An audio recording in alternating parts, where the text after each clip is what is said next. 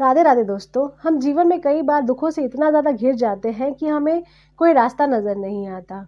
ये दुख शारीरिक, मानसिक और आर्थिक प्रकार के हो सकते हैं और उस वक्त हमें ऐसा लगता है कि काश हमें कोई ऐसा उपाय मिल जाए जिससे जल्दी से जल्दी इन दुखों से छुटकारा पाया जा सके। तो दोस्तों, आज मैं आप सभी को एक ऐसा उपाय बताने वाली हूँ जो बहुत ही सरल है, सात्विक है और साथ ही साथ बहुत ही ज़्यादा प्रभावशाली भी है। तो करना क्या है दोस्तों, हम सबके घर में पहली रोटी हम गाय को गौग्रास के रूप में देते हैं और आखिरी रोटी कुत्तों को दी जाती है। कुछ लोग चिड़ियों को, बंदरों को और मछलियों को भी भोजन कराते हैं।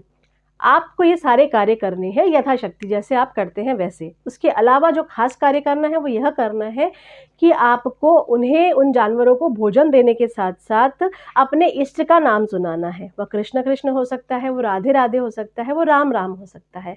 इससे होगा क्या दोस्तों, कलयुग में मनुष्यों को भगवान का नाम लेने से मुक्ति प्राप्त होने वाली है। यह सब हम सब सुनते हैं, लेकिन उन मूक प्राणियों का क्या जिनके अंदर भक्ति की चेतना ही नहीं है?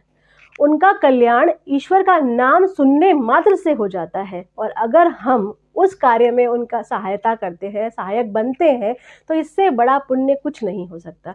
जब आप उन्हें राम राम, कृष्ण कृष्ण, राधा राधा नाम सुनाएंगे तो उनकी आत्मा के पाप नष्ट होंगे और अगला जन्म उन्हें उससे भी अच्छी शरीर में प्राप्त होगा, उससे भी अच्छे शरीर में उनका जन्म होगा।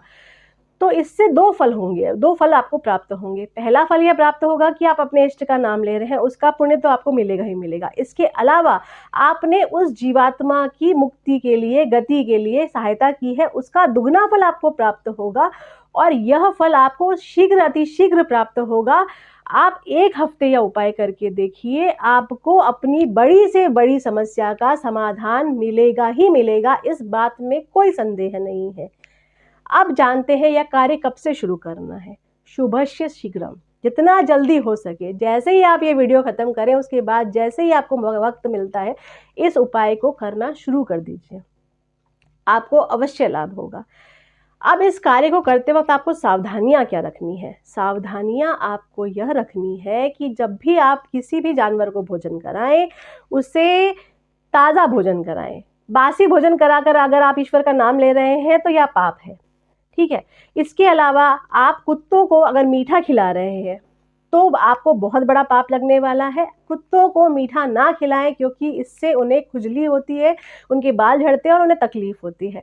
तो कुत्तों को वो ही भोजन कराएं जो सात्विक हो और जिसे खाकर उन्हें कोई तकलीफ ना हो, ठीक है।